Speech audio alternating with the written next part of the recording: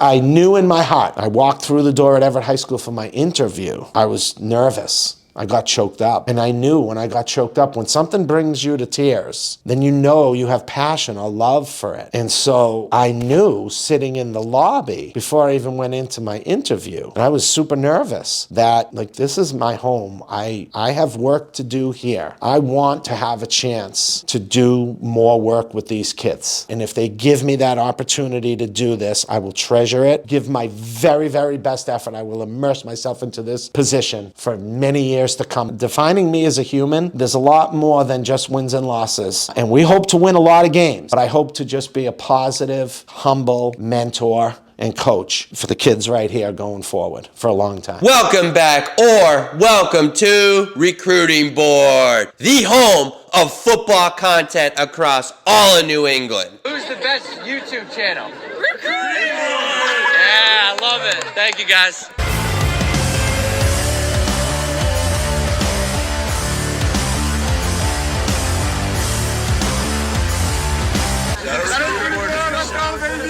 Shout out to Recruiting Board. Everyone do yourselves a favor, like, share, and of course, subscribe to the best family on YouTube. Especially if you're from New England. If you aren't subscribed to me, what are we even doing? I'm putting it on for all of New England. And today, we've got a special one for you because I got to sit down with the new coach of the Everett Crimson Tide, Rob DiLoreto. Now, if you know anything about high school football in New England, you know that Everett is one of the most historic programs ever. Everett football is legendary. We're talking about 17 state championships and actually 2 national championships dating all the way back to 1914 and 15. I bet you didn't know that a New England team won a national championship now. And in 2017, they had what some people would consider the greatest team in Massachusetts history. But Rob DiLoreto isn't just any coach. He is from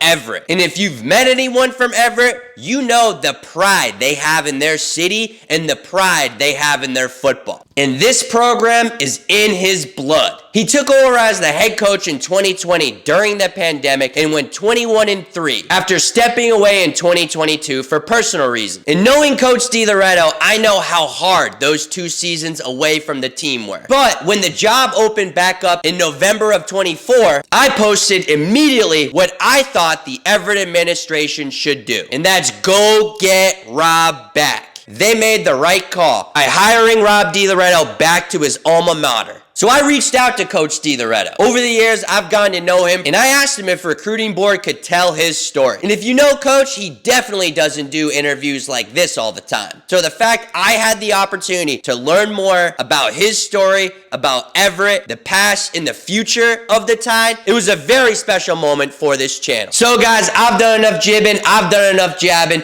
Let's jump into the Coach DiLoreto interview. Oh, and of course, reminder, if you're from Everett, run up these likes. Because again, I know the pride you have in the city. Show support for your local content creator. We made it out to Arlington, guys, to talk with the legend himself, Coach DiLoreto, the new head coach of Everett High School. Coach, how you doing? I'm doing great. Thank you for taking the time to meet with me, and I'm super excited to chat with you about some football, and very proud to be representing the Everett Crimson Tide. Yeah, Coach, I'm very excited for this interview. Obviously, you know, in November, I put energy out there that I wanted you to be the next head coach. So, again, I just thank you for sitting down with me because it's a long time coming, Coach. Yeah, thank you, and I appreciate that. And the process was a long process, hiring the new coach. I'm honored and humbled that they chose me to return to Everett. It's my hometown. It's where I grew up. It's where I went to school, filled with humility and joy, working really hard to get this thing rolling for next year. We always start at the beginning here, Coach. Tell us where you are from. So I grew up in the village section of Everett. I'm very proud of that. Basically was a lifelong resident of the village, very close-knit neighborhood. All of us were a big family down there. We were very, very tight. I went to the Adams School, which was right at the end of my street. I grew up on Kelvin Street. A lot of people know Teddy Peanut Butter from Everett. The factory was right at the end of my street. After the Adams School, I went to the Parlin Junior High School, and then off to Everett High School, graduated in 1984, and so there's my roots right there. Everyone knows if you're from this area. People from Everett love Everett, and I'm proud to be from there.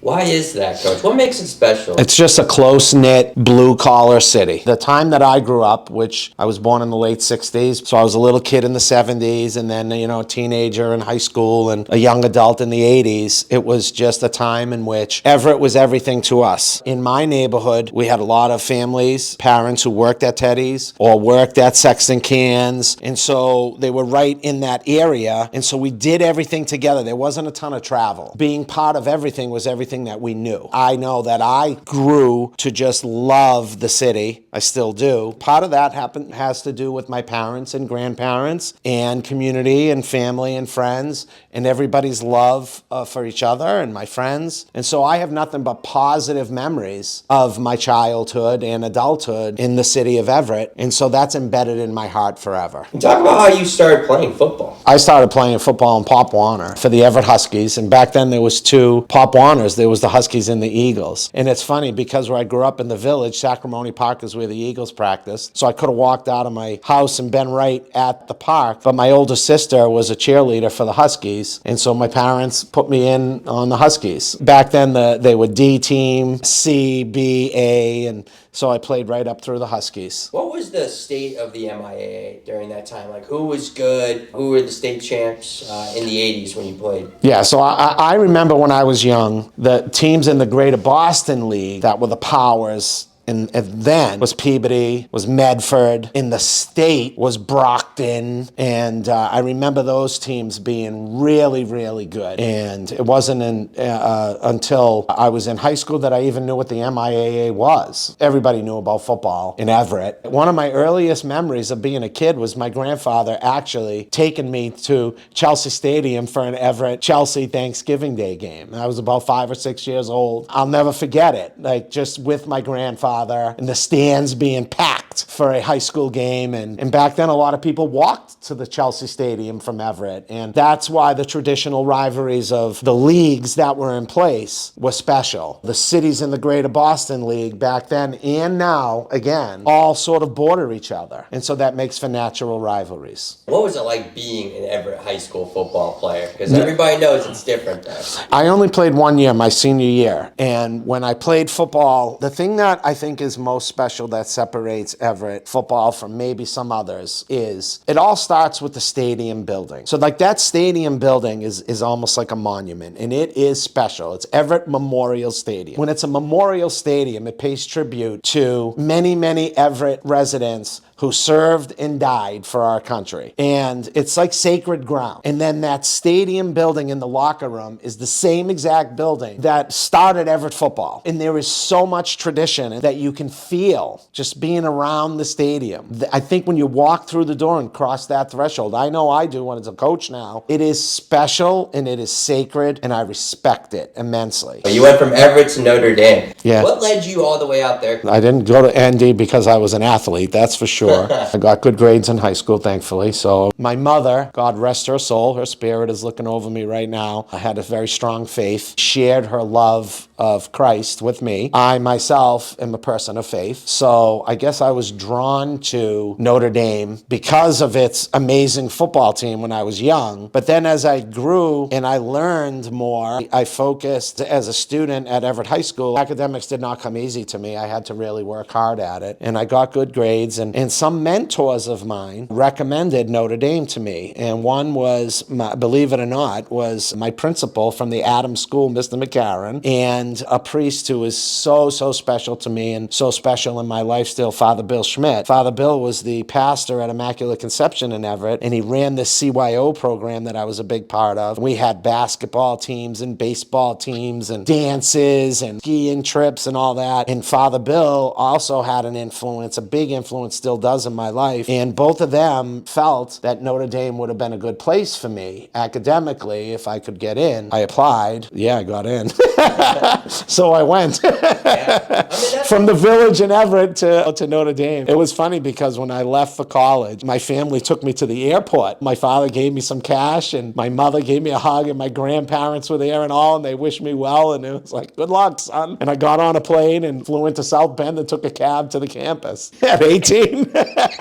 I loved my friends in the village. I'll say the village a million times. We were brothers and sisters. I missed them so much. I was homesick for the whole first semester. I wanted to come home. My mother and father's like, nope, you're going to stay out there and you're going to make a name for yourself. Well, that's what they were saying. But yeah, I struggled academically, but I got my degree. I worked hard at it. It all worked out. And you were there when they won a national championship, weren't you? So I graduated in '88, and they won the national championship the season after I graduated. But me and a bunch of my buddies from Everett actually went out to the Fiesta Bowl. did? So we were there.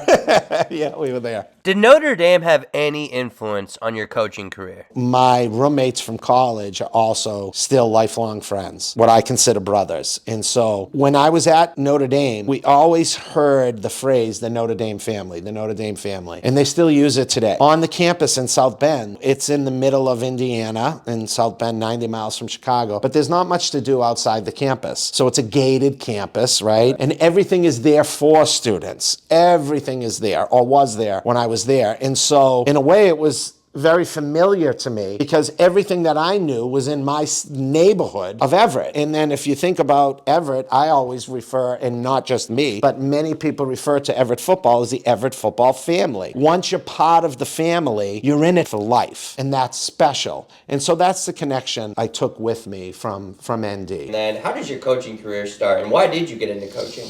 So it was funny because for like 1 or 2 years when I was a student, I was what they called a student manager. And so it was volunteer. And at Notre Dame back then, you could go to the practices and help out coaches in different sports. They had managers for every sport. I got to work out on the football. You would be with like an assistant coach. You didn't do much, but you just was picking up balls or whatever it was and just helping out at practice. And I was in awe of that because, you know, all these future pros. And I really liked it. I loved being around it. I loved being around sports. And so when I graduated from college and I went back to Everett, I started volunteer Pop Warner in the Huskies where I played, and it was very familiar to me. The coaches back then were the same coaches who coached me, so I was just down helping out. Lifelong friend of mine, his name's Bobby Mareschi. He has passed since, but he taught me how to coach, and there was some wonderful people in the Huskies. Another dear friend, Greg Washington, and I would rely on them. I was a young kid out of college, just helping out the little kids in Everett, and I loved it. That's where I started coaching, is right back in Everett with Pop Warner, believe it or not.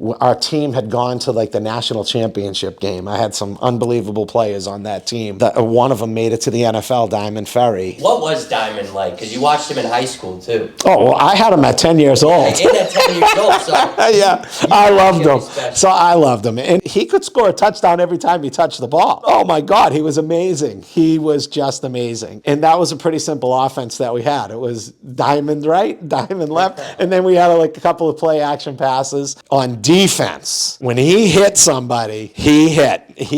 I had him at linebacker, and back then it was a simple 5-3 defense, right? Because everybody had two tights and under center, 3 running backs in the backfield, and he was all over the field. And all those kids, I mean, just off the top of my head, I'll just name a few. Like Jimmy Rabidou was a quarterback. He's coaching in high school now. Stayed in touch with him. Michael Giuliano, Johnny Pasamato, Nicky Fazio. Like, we had 31 kids on the team. I still remember that. I could probably name at least 28 or 29 of them. If I ever see them, which isn't often, we have this special bond and this special connection. That's what, to me, I'm selfish, that's what separates Everett from anywhere else, because we gave back. We had a special group of kids, and I loved those kids, and make it all the way out to California, you know, from Everett, right? It was just an amazing experience. And then the Pope John job had opened, and I just threw my name in there just because, I never thought I would get the job. They took a shot on me. The principal back then was Sister Kristen Hokinson, and she was just a wonderful, wonderful person. Also was a huge mentor to me in my life. Ken Peavy was the athletic director, and Bill Perkins was the retiring legendary coach at Pope John, and so they took a shot. I went there for 6 years, and it was an amazing experience, both personally and professionally. My growth curve as a coach was immense, but it was also at a time in my life in which I will always love Pope John. I will always love Sister Kristen and all of the staff and the players and the families at Pope John, because my very first son, Jason, had passed away during my first season as the head coach. And Jason was this angelic little baby who was born with neuroblastoma, which is a cancer that affects your adrenal gland. And Jason had to be treated at the Jimmy Fund in Boston and the Children's Hospital. And the people at Pope John, just amazing support to me through a horrific time in my life. And I'm a young coach, newly married, lose a son, don't really know how to coach at the high school level yet. But our staff and our kids figured it out pretty quickly, because 4 years later, we ended up in 1998 actually winning a Super Bowl. And that was a culmination of so much work, mostly by the players, but also by the coaches and the staff. I will always treasure my time at Pope John. You know, I always ask coaches how you deal with adversity, you know, and Yeah. I can't think of anything more adverse than that, you know? Yeah, no, I'm okay talking about it now, but any parent that has walked in my shoes, that's in the club, or the club of having lost a child, for the rest of your life, every day, here it is. 30 years later, Jason would be 30 years old now. So imagine, and every day, there is not a day that goes by that you don't think of the memory of your child. So his spirit is always alive in my heart and always will be. And the way that now when I deal with adversity, it's a lot different, okay? Because there is no other adversity that anybody could face as far as family goes more difficult than losing a child. And here I am now just getting a little choked up about it. But he was this courageous, strong, beautiful little angel. And the time that we had with him was brief. He was diagnosed at 9 months old, and he passed away at 18 months old. I wouldn't trade that time for the world. Since then, I've been blessed with 4 more children. My son Robert, Jason, my daughter Casey, Jason, my son Corey, Jason, and my daughter Riley, Jason. And so the spirit of their brother lives on forever and always will in our hearts. So has it made me a stronger person? I don't know, but I can tell you I'm maybe more resilient. Thank you for sharing, Coach. Sure. Sure, it's part of me. It's who I am. Yeah. It helps define who I am as a person. And one thing I will say is that I hope that I am a more compassionate man for others, and I hope that I am somebody who is sensitive to the needs of the kids who I coach and educate, more so because of the shoes that I had to walk in and have walked in my life. Somebody's going to hear that, Coach, and it's going to brighten their day, or it's going to be what they need to hear. Yeah, and I can just say that thank you. How I got through it is my family. I'm so close. I have such a wonderful family. As I told you, the neighborhood that I grew up in, love everybody from that neighborhood. So many friends now that I say at my age, at 58 years old now, when I call a buddy of mine, I'll say, at the end of the conversation, because we still talk, we don't just text, we talk, right? We always say, I love you. I guess I've learned to express more my feelings, although I'm a very guarded person. And how did I get through it? I don't know. I just got through it. I know the weight of the world felt like it was on my shoulders for a long time. I'm okay with saying that I was mad at God for a long period of time, but we came to peace. God and I came to peace. I can say that coaching football has been very therapeutic for me. I immerse myself into coaching. I love coaching. I love the kids in Everett. I'm only there to help the kids in Everett. I really am. Defining me as a human, there's a lot more than just wins and losses. And we hope to win a lot of games, but I hope to just be a positive, humble mentor and coach for the kids right here going forward for a long time. I didn't have anything scripted for that one, Coach. Me neither. Whatever I'm saying is really coming from my heart. So 98, you do win the state championship. What's it like? That's your first one. Yeah. And what was that like hosting that after the adversity you had gone through? And we played at Tufts University too, which was so close to Everett. Yeah. And Everett was in the Super Bowl against Xaverian at Boston University later on in the day. I actually went to the game to watch because Coach Dibiaso, he is a mentor to me and a very dear friend. I love Dib, and he has always taken me under his wing. Just him and I have always had a special relationship, and he was best friends with my father. So I'm like, in a way, I'm like a son to him in a way. Wow. But also a colleague a little bit. I look up to him and call him for advice all the time. But on that day when the last snap of the game, I can just remember just like looking up to the sky, paying tribute. I see that in sports. I love to see when people, whatever their faith is, if they have any, but whatever their love of life is probably the best way of putting it. When you're looking up to the sky, I think it's a generalization of looking up to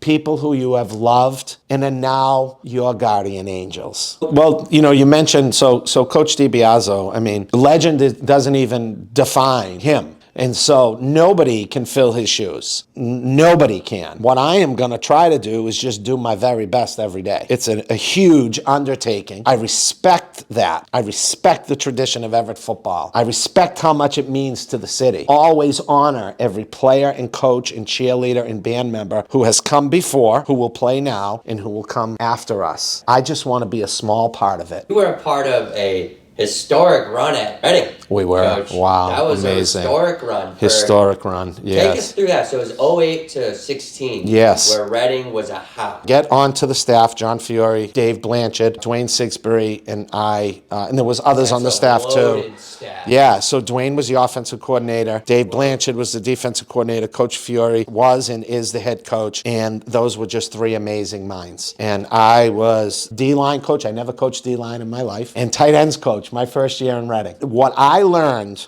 from those coaches, the technicalities and the X's and O's and the preparation that we had as a staff, and I felt like I complimented them. The first year we were 10 or 11-0, and we made it to the playoffs back when the playoffs were after Thanksgiving, and we lost to Walpole. Great game. I think we went to 5 Super Bowls in 7 years after that. We had this just amazing run, tremendously dedicated, talented kids. The coaching staff, starting with Coach Fiore, was just, the knowledge was at a very, very high level. And so you combine knowledge with effort and talent and people in his mission and his passion and love for Reading. It was a perfect storm, and the run was just amazing. My son Corey had graduated, and I had stepped aside from Reading. I had a wonderful tenure coaching in Reading. Going to step away from coaching for a while and wanted to watch Corey. He was going to play baseball in college, and Dib has always been, like I said, a mentor to me. So I just reached out and talked to him, and I said, John, do you mind? I've never even been able to watch you coach. Like, do you mind if I just come down and watch a practice? And he said, Robbie, come down anytime you want. You're always welcome. So the next day, practice, they were still not in pads yet. Day 1 or 2 or 3, I sat up in the stands, and a day or two later, I reached back out and I said, Dib, I'm sorry to bother you again. I said, but do you mind if I come down? And he's like, I told you could come down anytime you want. I went down, and then he waved me over onto the field, and here you go. Like, you can help. And I helped out, and he let me coach the quarterbacks. And so Jake Wilcox was the starting quarterback at the time, and I used to just put him through drills in the beginning of practice. And so selfishly, I said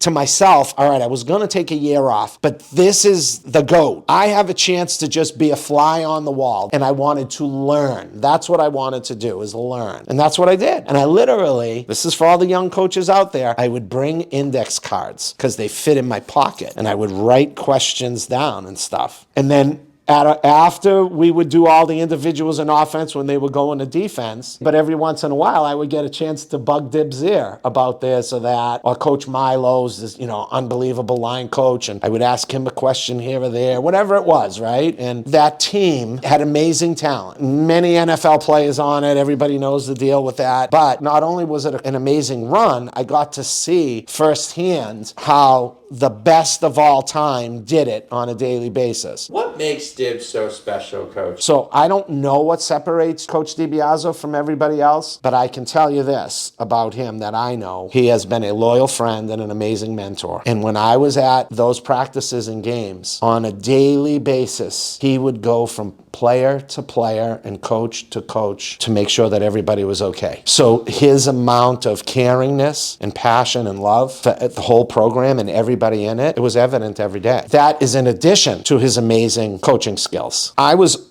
honored to be able to coach as a volunteer for Coach Dibiaso in his final year at Everett. You talk about that 2017 Everett team, Coach. Some say best team ever. It's definitely the most talented team I have ever been around. And so, yes, I would say, I would have to agree with that. What a season. There is high school football in Massachusetts, and then there's another level of high school football. So just the way the whole program was run was a learning experience for me. What an amazing, amazing group of football players that came together that year. The competition level was higher in practice than probably almost every game, except for maybe Central Catholic in the semifinals and Xaverian in the finals. That's how much talent was on that team. Some are one-way players, so some just focused on either side of the ball. Like Louis Seen, for example, a first-round draft pick. He was a safety who just played defense. Mikey Sandristil, he played mostly defense, but he played both sides of the ball. Mikey was Gatorade Player of the Year. He's in the NFL. But Isaiah Likely, who obviously is like an all-pro. You had Jason Maitre, who went to Boston College. He's on the Miami Dolphins practice squad. You had Jake Wilcox, who just finished up at Brown. You had Anthony Norsha. And Anthony is a kid who, I mean, you hear about all these other names. Anthony made some of the most amazing catches on the sideline. Anytime it was third down, sideline to Norsha, but nobody could try to stop it. Because who you double covering? You got Mikey Sanders still in the slot. You got Isaiah Likely over here. And Anthony always had to get one guy on him, and nobody could cover him either. And there's others too. And how Coach Dib managed all that was miraculous, because not only keep everybody happy, I'm sure, Michigan, Ohio State, LSU, all these coaches were coming through the doors, recruiting all these kids, and the speed of the game was very impressive. The quality of coaching, the quality of instruction at every position, I was very impressed with. Dib was the link that bound it all together by tying it all together and keeping that positive frame of mind through every game, because keeping kids grounded, I'm sure, guessing that was part of what he had to deal with.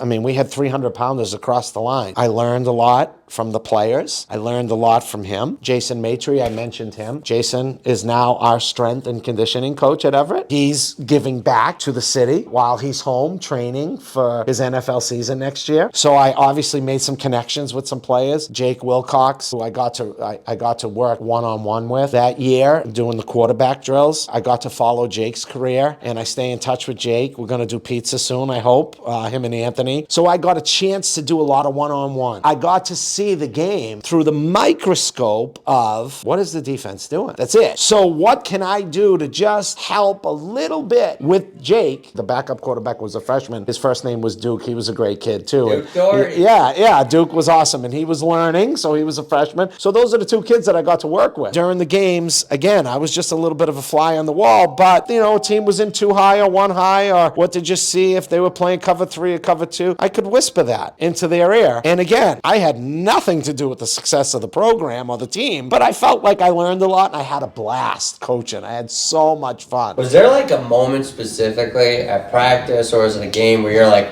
yeah, we're really good? Oh, yeah, so there was a time in late August when we were doing inside-outside period. So the run guys were down the other end, and the outside period was skill versus skill, okay? So the 7-on-7 was ones versus ones, and 7-on-7, it was sick. It was from like the 30-yard line in, 10 plays, and the kids were keeping score on completions versus picks or incompletions. Yeah, that was pretty special. I was just there watching, saying, oh my God, no one is ever going to stop this team. I mean, you take all that talent, and then you have a special kid like Jake Wilcox at quarterback. He could read a defense, and he could throw a football. And him and Anthony Norsha had this connection. They just had this special connection. Yeah, it was special. Dib leaves after the 2017 season. Talk about 2018 and 19, the transition period after Dib. Good question. I stayed on the staff. Dalix and Pierre took over. I thought Dalix did an unbelievable job as the coach. He worked tirelessly. I think the kids loved him. I heard he was an amazing football player himself at Everett, and so I thought he did an amazing job. And so I was happy to be part of the staff going forward. The next year, we lost to Central Catholic in the playoffs, but I think we were 11-1. So, yeah. And Mikey Sandra still made Gatorade Player of the Year. So I would say that the level of competition and talent, it wasn't the same as 17, only because a lot of those kids graduated. Yeah. But most of the staff stayed, and I think Dalixon did an amazing job filling those shoes of Coach Dibiaso. You want it right after him? No. I mean, look, I was a volunteer in 17. I did not apply for the job. I did not. I would not have deserved to be considered. There was other coaches on the staff who had put in so much more time and had so much more responsibility than I did. I wanted to stay and help out any way they saw fit. I never thought, to be honest with you, that I would be the head coach. Like, you grow up in Everett, you have a chance to coach at Everett. I was a volunteer. Of course, you dream of being a head coach, but my mindset was not that at all. I was just happy to be around helping the kids in the city I grew up in.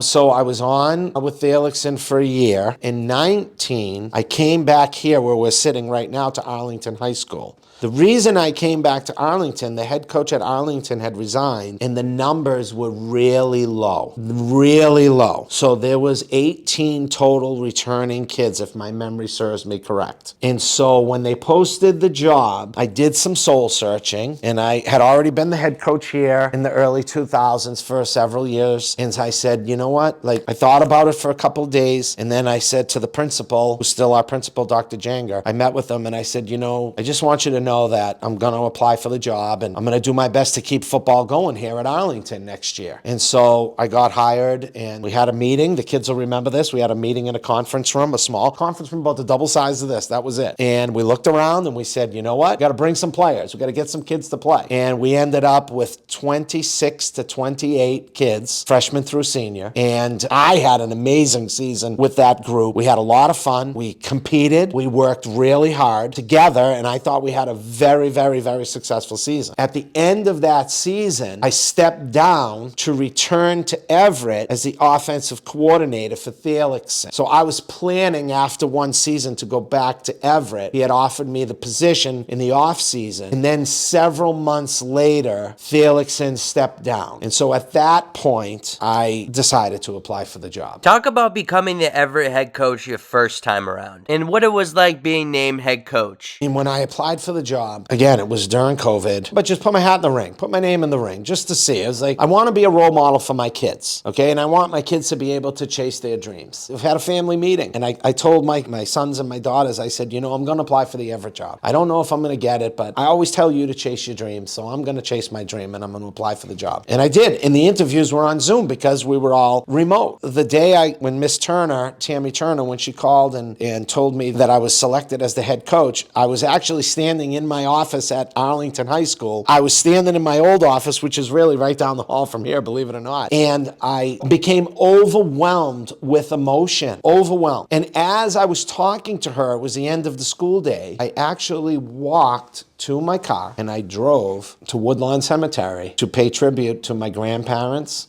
and to my parents and to my Jason. That's what I did. Because I felt like, I don't know, the DiLoreto heritage came from Italy to the village section of Everett. And my great-grandparents, grandparents, and parents, and me, it was just so much of the fabric of who I am. Everett is in my heart. I wanted to pay my due respects to them. It was very emotional. You know, they had 2 coaches in 3 years.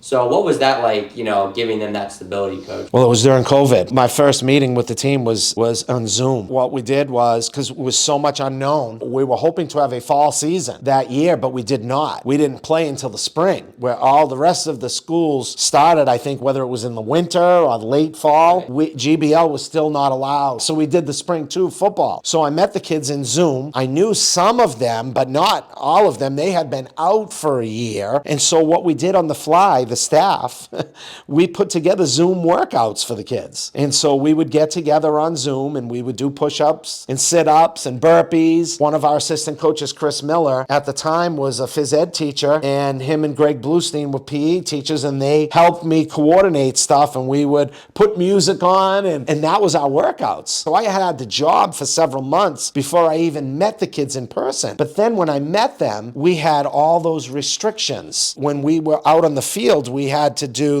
remember the physical restrictions and the spacing, and we couldn't use the locker room. And when we were on the bus, when we had to travel, we only had so many student athletes on the bus. We could only travel with so many kids, and we had about 65, 70 kids who actually came out, but we could only dress like 40 for the game. I forget the number, the MIAA. So we even had to rotate who dressed. We all had to reinvent ourselves as coaches. But our kids responded in the spring too. We were 5-0. It culminated with a game against Revere. They were 4-0 and we were 4-0, so at least the kids got to play, with a little bit of a rivalry game to end spring 2 and those seniors to end their high school career. One of your first players you got to coach in spring 2 is going to be a draft pick, Josiah Stewart. Yeah. What's that like? So Josiah that spring did not need to play football. No, he didn't. Right, because he was going to Coastal Carolina. He transferred from Coastal Carolina to Michigan. We knew he was going to be a scholarship player who was graduating in a couple of months. But he decided that he wanted to finish out and he wanted to play. And so what I remember most about Josiah, again, I only got to coach him for a snippet of 5 games. Very, very special about him. Every day after practice, he'd be on the hills at Everett Stadium. Now, again, we're doing social distancing. There's no high-fiving. Everybody's wearing masks. The kids are in and out. We got all these restrictions. And he, after practice, would be on the hills, working out and running. His defensive ends coach, John Capra, who actually coached me at Everett High School, how's that? Cap would work with him one-on-one with some, skill stuff and his pass rush moves and his block destruction moves. But Josiah was always doing a little bit more. And I know that the younger kids looked up to him because he was a physical specimen. He was not a vocal leader. He was a leader by example. He was very quiet, but he was dominant in those 5 games. And I knew he was going to do really well in school because he had the work ethic and he had the fire. Well, and you guys had a lot of guys that year. There were 21. You had Saeed Gibbs, who's at Georgia Tech. Ish went to BC. JC Clairvaux, JC Clairvaux, exactly. Jalen Murphy. We had Sammy, who's at Princeton right now. We had Jaden Biggie, who went to Bentley. We had some young kids. Nick Raymond was a sophomore who started. He's at Bentley. Jacoby Ward's at Bentley. We had Cam Mohammed on that team. We had Dominic Pupper. We had a ton of college football players on that team. That group, COVID and post-COVID, they were like this. They were truly a family. They truly were a family. And Coach, let's talk about the first game back from the pandemic, Everett versus Xaverian game. Let's talk about it, Coach. The Everett Xaverian, say no more. When we came off the highway and we're on the bus and you could cut the tension with a knife, and it was an explosion of emotion, and it was 2 really good football teams, right? Xaverian, as always, very well coached. They play physical football, and so we knew we had our hands full, and it was my first game after the COVID season as the head coach, and I felt like I put a lot of pressure on myself anyways, but I felt the pressure being magnified. The stands were packed. The weather was beautiful. It was just a wonderful night for a football game. Tons of media there. Lots of college recruits, lots of college coaches around. It's what high school football in Massachusetts is all about. So that sets the stage for a game that is back and forth, back and forth. A lot of big players making big plays. We got out to an early lead. I remember Ish had a big touchdown pass early in the game down the left sidelines. And so we had a little bit of a lead. Xaverian ends up tying it up late in the game on a field goal. We go to overtime at their place. It's 4 downs from the 10, having to go for 2. Xaverian scores, and we stop the 2-point conversion. So we know if we score and get the 2-point conversion, we win. And at that point, we were spent. And Chris Miller, who was our assistant head coach and offensive line coach, he played at BC himself, he said, Rob, this is probably a good time for trio. And so we had this formation. It was an empty formation in which we had tight end trips right, and we took our quarterback, Kamari Ellaby, who's also playing in college right now, and we split him out away from the formation, and we would direct snap to whoever we wanted. So I would say, as simple as this, trio right Ish, and that's what we did. So Ish Zamora, and the play was 12, which was buck sweep to the right. So we direct snap to Ish. We actually went trio left 18. We direct snap to Ish, and he gains about 8 yards and gets hit on the sidelines and goes out of bounds and gets dinged up. So he has to come out of the game. So he's our scholarship, one of our scholarship players going to BC, and I have Cam Mohammed standing next to me, and Cam was a little bit down on himself because earlier in the game he had a play that went for a big catch and it didn't happen, but we believed in him and we trusted him, and so I'm like, Cam, go. He went in and went trio right Cam 12, and he scores. And then we line up and run the same play again, no huddle, and he gets it and walks into the end zone, and we win the game. And it was just the celebration of the players and the fans. It was almost like we flushed COVID out. And there was so much raw emotion on that field that night. That was one of the most memorable football games or moments that I have ever coached. Not because we won, because of the hugging and the love and the affection that kids were showing for each other and the coaches. It was like we had just won the state championship. It was harder for the kids during remote learning. I felt like it was harder for the kids in the inner city. I believed that because, not many kids in the inner city are as privileged privileged as suburban kids. And so, a lot of that tightness that we've been talking about, and that how we rely on each other and how we have to pick each other up. Little things become big things in life. And when you love the person next to you and you will do anything for that person, that's the culture that we have in Everett football. That's the culture that I want to continue as the head coach. When you have that, great things are going to happen. And I mean great things on the field, off the field, in the classroom, at home, in the community. That's what I want to make a difference. And that snippet of that overtime game was adversity, another kid stepping up, all 11 working together. We had not run that formation ever. And we put it out there when the game was on the line against Zavarian. That's how much I trusted those kids. And my assistant coach, Chris Miller, he's the one who made the call, not me. When he said it, I did it. Coach, so if you want to talk about your first stint as the head coach, 21-3, you had some great wins. Talk about those 3 years and what you learned being the head coach of your alma mater. Well, it was very emotional, very passionate. I will say the word love. I grew to love the players and the assistant coaches, the support staff, and the administration. I loved everything about it. It's extremely hard to be the head coach. You mentioned the word hard. It's hard to be the head coach in Everett. Football has so much meaning in Everett, and it's stressful, and it's a lot of work, and you have to immerse yourself, and you have to be willing to have some toughness, because not every day is going to be perfect. You also have to be a lot of things. You have to be a coach. You have to sometimes be a disciplinarian. You have to sometimes be a mentor. You have to be a friend, and you have to be someone that kids can trust. Kids don't care how much you know until they know how much you care. I know that's a cliche, but it's true when it comes to coaching. It doesn't matter to them where I went to school. Like you asked me, who cares what college I went to? It's how I feel about the players in the program. What support, because kids know when adults are lying. I brought raw emotion with me to the head coaching position, and that's what I'm going to do now. I'm going to continue that. I loved every minute of the experience. We also, as a program, lost the player. We lost the player, and we had a player who tragically passed away of a drowning accident, Fiore Fabert, and Fab was like a son to me. And he was with us in the weight room. He was heading off to Merrimack. He's with us in the weight room the day before he passed. And we rallied together as a family, as a football family, as a school community, and as a city to come together to help his family through a horrific time. And you had mentioned earlier in this interview about some of the steps that I have had to walk through in my life. In a way, it almost came full circle, because Fab was like a son to me. And it was very, very hard. But I will tell you this, the city of Everett came together to support his family and to support each other during a very, very difficult time. And any coach that has had to lose and go through that and had lose a player, the impact, the rippling effect lasts forever. So his memory, his number 18, will always be alive in our hearts and will always be treasured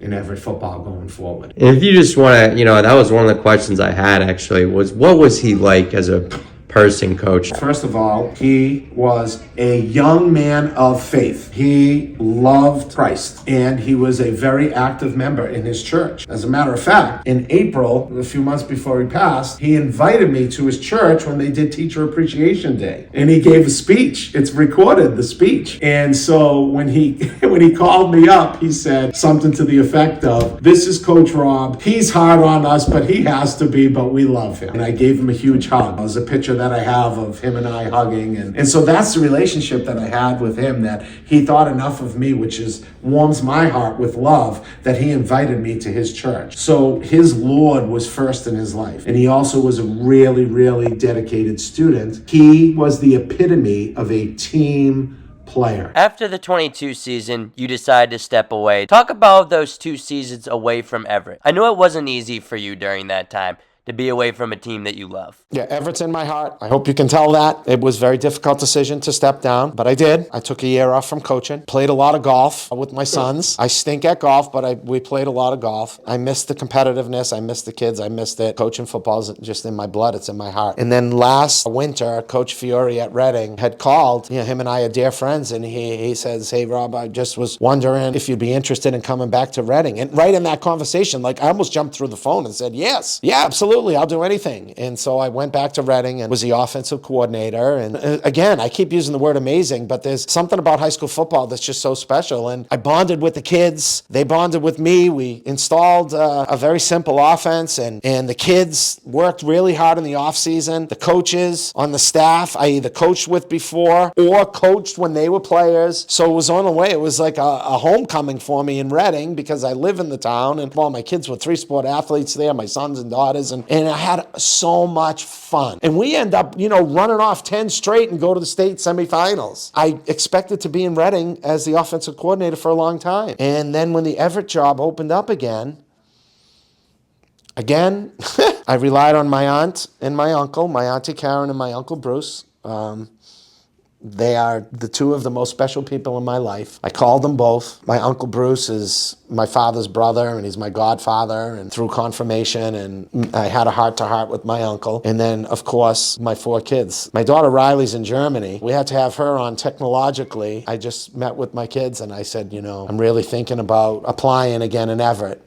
And I said, and if I do, I'm not going to tell anybody but you. I'm just going to drop my resume off. I'm going to see what happens. I did some soul searching, and that's what I did. Well, you don't drop it off anymore. You email it. Yeah, email it, yeah. So I emailed my resume, and then I got called for an interview. Yeah, I knew in my heart. I walked through the door at Everett High School for my interview. I was nervous. I got choked up. And I knew when I got choked up, when something brings you to tears, then you know you have passion or love for it. And so I knew sitting in the lobby before I even went into my interview, and I was super nervous that this is my home. I have work to do here. I want to have a chance to do more work with these kids. I want that opportunity. This was in my head before I even went in. And if they give me that opportunity to do this, I will treasure it, give my very, very best effort. I will immerse myself into this position for many years to come, I hope. And so that was my mindset. And so I went in and I was super nervous. And then there was a long interview process. There was several interviews. The process probably took 3 to 4 weeks. Maybe longer. And through it all, did not say a word to hardly anybody. Not a word. People started reaching out. Did you apply? I have a good way of keeping my distance when I need to, and I kept it private for my own personal reasons. Right. And then they offered me the position, and they did this press conference event. And my kids were invited, and my aunt and uncle were there, and the band was there, and the cheerleaders were there. And I didn't know I was in a side room. I bought a suit for the event, put on my Everett colors. And when I walked into the room, again, I was overcome with emotion, just raw emotion. I just was so honored and humbled. Talk about what you expect out of this second tenure at Everett. How's it going to be different than the first? Yeah, first of all, it's different players. We have some different coaches. We're in the process of talking to different people and assembling the right staff. Athletic director, the principal, the superintendent, everybody's really supportive of football, but we want to make sure that we have the right staff in place that shares the same mission as our athletic director, Tammy Turner, does. It will be different, but I also have more wisdom and I have more knowledge. So I think that will help me. I do know a little bit what to expect, already been the coach here once. And my mission is to improve and to help the student athletes, to help them as young men, to help them academically, to help them as athletes, and to help them reach their goals in the next step in their life, whatever that may be. So I am focusing all of my efforts on the kids of Everett, and that already started. So we started our weightlifting program, continuing to connect the Pop Warner with the high school program. We are already starting to talk to 8th graders about our freshman football, but our weightlifting now is going, and it's going strong, and we will be lifting every Monday, Tuesday, Wednesday, Thursday from now until the first day of practice, August 15th or 16th. And I'm focusing all my effort on building relationships and earning trust with the players in the program. Because we're not going to know what talent we have until we're on the field. But I'm going to know what type of work ethic we're going to have through the off-season strength and condition. So we're trying to build that Everett football family culture. We, meaning all of us together, the players and the coaches and the administration. We're all doing this together. Just to round it out, Coach, just talk about, coming back the second time, but all the adversity, you face, to having to step away for 2 years, to just, your son losing and the games you lost, to build up to this moment back, Coach, that in 2025, you're back home at Everett. I put a lot of pressure on myself. So whenever we lose a game, it hurts and it stings. I can give you the details of the 3 losses that we have, much, much more than I can the wins. Yeah. Because they sting. I have a competitive drive to me, and I have a competitive edge to me, and I hope that's going to help me to improve as a coach and do the best job I can. I can just tell you that I have learned through life that I take nothing for granted. I am very fortunate to have people who love me and my family, and others who have helped me become the man that I am. My goal as the coach is to just improve, to enjoy this opportunity, to have fun with this opportunity, but to work tirelessly to uphold the standards and tradition of the Everett football family. I love that, Coach. That's a great way to end it. Everybody like and subscribe, and go thank Coach DiLoreto in the comments. Thank you, Coach, for letting Recruiting Board tell your stories. Thank you very much.